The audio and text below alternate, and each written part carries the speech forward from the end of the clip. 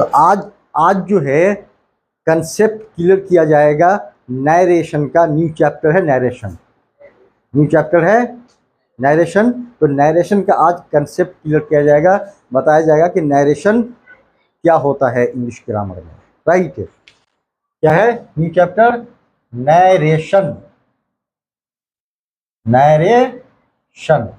ठीक है, चैप्टर का नाम क्या है? नरेशन। नरेशन क्या होता है, क्योंकि इससे भी क्या है एग्जामिनेशंस में सवाल आते हैं।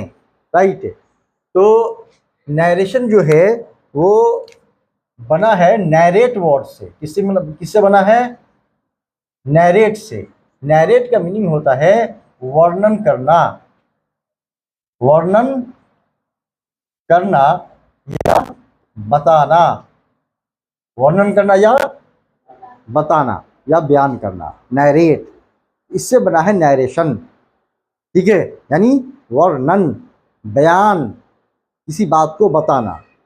ठीक है, तो ये नैरेशन है क्या, किस चीज़ पर बेस्ड है? तो ये आपको इसमें 3 पर्सन शामिल है, फर्स्ट पर्सन, सेकंड पर्सन और थर्ड पर्सन। ये 3 पर्सन शामिल है। फर्स्ट पर्सन किसको कहते हैं? तो आई और वी, आई और वी, ये क्या हो गया? First person. You second person. ठीक है, और इनको छोड़कर दुनिया में जितना बचा सबका सब थर्ड पर्सन। जैसे he third person, she third person, they third person, किसी का नाम third person, cat third person, bench third person, the school third person, the doctor third person. जितना बचा आई वी यू, इसको छोड़कर बाकी जितना बचा सब क्या है? Third person. तो नरेशन में तीनों पर्सन का रोल है। ठीक है, 3 पर्सन का रोल। कैसे? तो नरेशन कहते किसको हैं?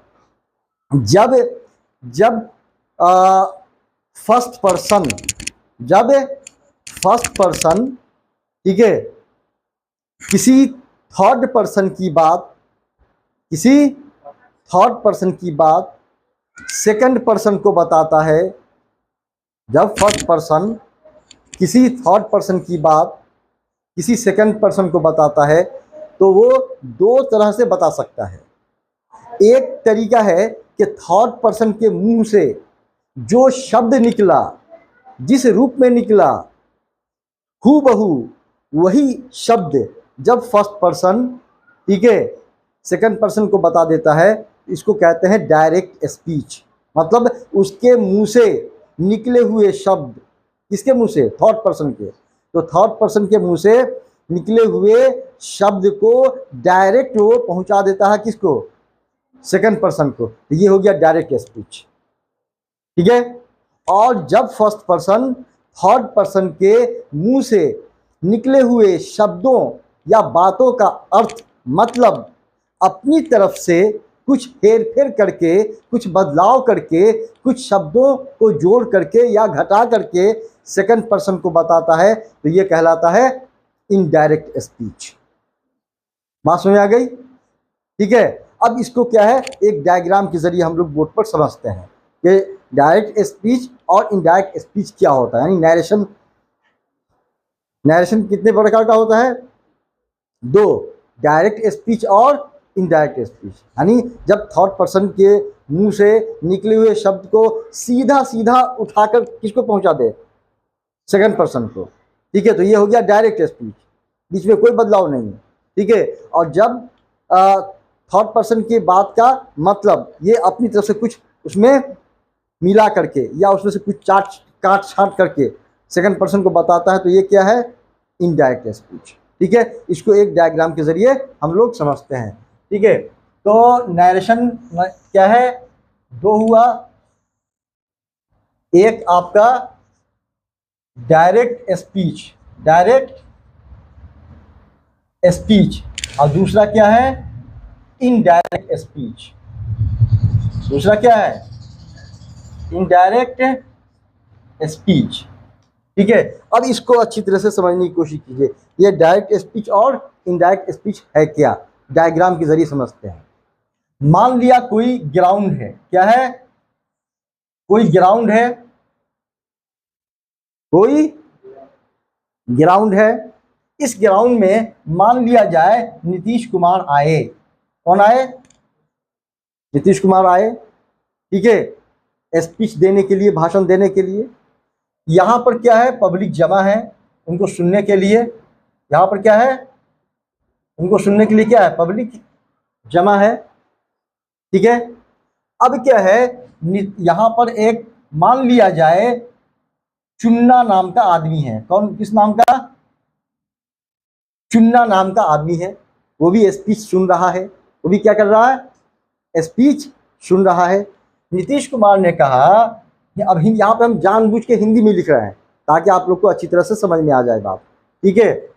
यहाँ उन्होंने कहा कि मैं बिहार का विकास करूंगा। उन्होंने क्या कहा? नीतीश कुमार ने स्टेज पर से माइक के माध्यम से, माइक के जरिए क्या कहा इन जनताओं को? मैं बिहार का विकास करूंगा। तो मैं बिहार का विकास करूंगा, ये जो शब्द हैं वो किनके मुंह से निकले? नीतीश कुमार के मुंह से निकले, ठीक है।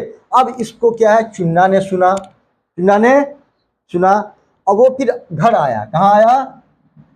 घर आया। अब घर पे क्या है? मुन्ना है। कौन है? मुन्ना है, ठीक है। तो मुन्ना जब ये आया, यानी ये चुन्ना जब यहां आया, चुन्ना जब यहां आया, फिर यहां देखिए, जब चुन्ना यहां आया स्पीच सुन करके, तो मुन्ना ने उससे पूछा कि बताओ चुन्ना, नीतीश कुमार ने क्या कहा? नीतीश कुमार ने क्या कहा? तो चुन्ना नीतीश कुमार की बात को दो तरह से बताएगा, दो तरह से बता सकता है। एक ऐसे बताएगा, यहां देखिए, एक ऐसे बताएगा कि नीतीश कुमार ने कहा, ठीक है, मैं बिहार का विकास करूंगा, मैं बिहार का विकास करूंगा, ठीक है। तो ये जो शब्द है, मैं बिहार का विकास करूंगा, क्या चुन्ना के मुंह से निकला हुआ शब्द है? किसके मुंह से निकला हुआ है? नीतीश कुमार के मुंह से निकला हुआ। तो नीतीश कुमार के मुंह से निकले हुए शब्द को हूबहू बिना कोई बदलाव किए हुए इस चुन्ना ने क्या कहा, क्या कर दिया? मुन्ना को पहुंचा दिया, है नहीं? तो इसको बोलते हैं, यानी इसको बोलेंगे डायरेक्ट स्पीच। क्या बोलेंगे? डायरेक्ट स्पीच, ठीक है। अब यहां देखिए, चुन्ना जो है नीतीश कुमार के मुंह से निकले हुए शब्द को मुन्ना को एक और तरह से बता सकता है, एक और तरह से बता सकता है, अपनी तरफ से कुछ हेर फेर करके। मतलब नीतीश कुमार के मुंह से निकले हुए बात का मतलब, अर्थ है नहीं, उसका क्या, उनका क्या सेंस था, ये क्या करेगा? वो मुन्ना को बताएगा अपनी तरफ से। कैसे? वो देख लीजिए। जैसे वो कहेगा, नीतीश कुमार ने कहा कि वो बिहार का विकास करेंगे, विकास करेंगे। अब यहां देख लीजिए, वह बिहार का विकास करेंगे, ये वह शब्द जो है क्या नीतीश कुमार के मुंह से निकला था? ये किसने जोड़ा? चुन्ना ने जोड़ा। किस लिए? नीतीश कुमार के बात का मतलब समझाने के लिए, नीतीश कुमार के बात का मतलब समझाने के लिए इसने अपनी तरफ से क्या कर दिया? उसमें एक वर्ड का हेरफेर कर दिया और यहां की लगा दिया, ठीक है। तो इस तरह के स्पीच को इनडायरेक्ट स्पीच कहते हैं। क्या कहते हैं? इनडायरेक्ट स्पीच कहते हैं। बात समझ आ गई? डायरेक्ट स्पीच और इनडायरेक्ट स्पीच का कंसेप्ट क्लियर हुआ।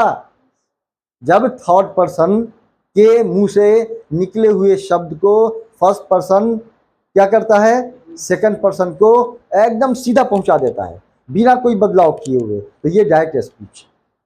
और जब फर्स्ट पर्सन थर्ड पर्सन के मुंह से निकले हुए शब्द का अर्थ मतलब सेंस है नहीं, अपने तरफ से कुछ जोड़ तोड़ करके बताता है सेकंड पर्सन को, तो ये क्या हो गया, इनडायरेक्ट स्पीच। बात समझ आ गई।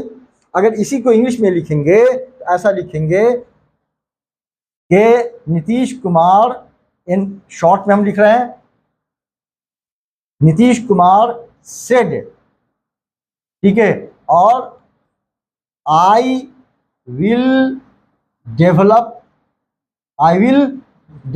Bihar, I will develop Bihar, ठीक है। तो जब डायरेक्ट स्पीच लिखा जाता है तो ये कहलाता है रिपोर्टिंग क्लाउज, जो आगे समझाया जाएगा नेक्स्ट क्लास में, ठीक है। उसके बाद कॉमा डाला जाता है और थर्ड पर्सन के मुंह से निकली हुई बात को डबल इन्वर्टेड कॉमा में घेरा जाता है, ये तरीका है, ठीक है।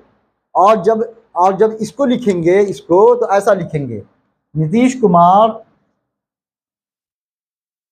सेड दैट ही, अब यहां आई की जगह क्या आ गया, ही। ये किसने किया, चुन्ना ने, ये किसने किया, चुन्ना ने। तो he would develop Bihar, he would develop Bihar, ठीक है। इसमें कोई इन्वर्टेड कॉमा नहीं होता है, बीच में दैट आता है और ये सब्जेक्ट यानी रूल है इसको चेंज करने का, उसके अकॉर्डिंग चेंज हो जाता है। ये विल वुड में चेंज हो गया, इसका भी क्या है, रूल है, जो आगे नेक्स्ट क्लास में बताया जाएगा। बात समझ आएगा कि तो आज का क्लास था कंसेप्ट ऑफ नरेशन। आज का क्या क्लास था, कंसेप्ट ऑफ नरेशन, यानी नरेशन का कंसेप्ट, नरेशन होता क्या है। तो नरेशन कितने तरह का होता है, दो, एक डायरेक्ट स्पीच और दूसरा इनडायरेक्ट स्पीच। दोबारा समझाने की जरूरत है क्या, हाँ, समझ में आ गई ना बात, नहीं आई, चलिए नोट कीजिए।